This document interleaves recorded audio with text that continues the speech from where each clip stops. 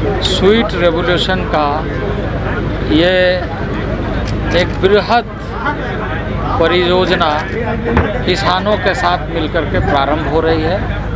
किसानों का प्रशिक्षण एक तरफ, उत्पादन और उसके साथ साथ एक वर्ल्ड क्लास लैब। उस लैब में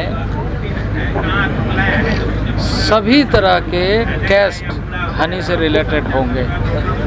उसमें जो भी गुणात्मक चीज़ें हैं वो एलोबरेट होगा और शुद्धता का मानक सुनिश्चित करेगा। ये ईस्टर्न रीजन का पहला सेंटर ऐसा होगा जिसमें सारी सुविधाएं उपलब्ध होगी और किसानों को जब शुद्धता के मानक में अच्छे तरीके से उत्पादन के साथ जुड़ जाएंगे तो उसका अंतर्राष्ट्रीय बाजार खुलेगा। औषधीय गुणों के मामले में मधु का एक अपना स्थान है। उस औषधीय गुण से न केवल पालक को फ़ायदा होगा बल्कि इकोलॉजिकल बैलेंस भी होगी और उसके उत्पादन का अंतर्राष्ट्रीय बाजारीकरण भी होगा। तो ये एक बड़ा लक्ष्य लेकर कार्यक्रम की शुरुआत ईस्टर्न रीजन के लिए हुआ है।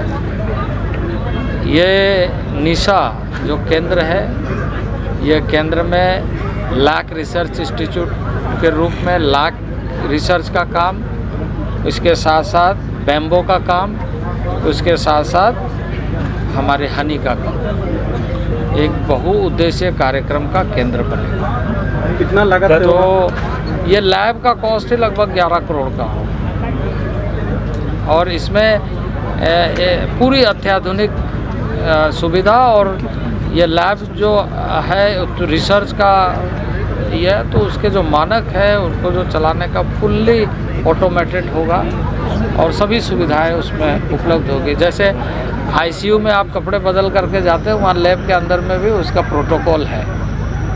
उस प्रोटोकॉल के आधार पर ही वहाँ पर किसी को भी जाने के।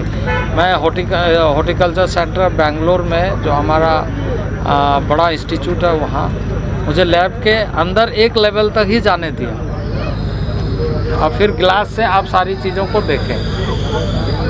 बाकी क्षेत्र में प्रवेश करने के लिए आपकी जो प्रोटोकॉल है उसके हिसाब से जाना पड़ेगा, क्योंकि उससे जो रिपोर्ट निकलती है वो इंटरनेशनल स्टैंडर्ड का है, मानक को तय करता है। सर, कुछ राजनीतिक बात होगी तो मुझे खुशी है कि ये पूरे ईस्टर्न रीजन का केंद्र के रूप में जहाँ होगा वहीं हनी का उत्पादन बढ़ेगा और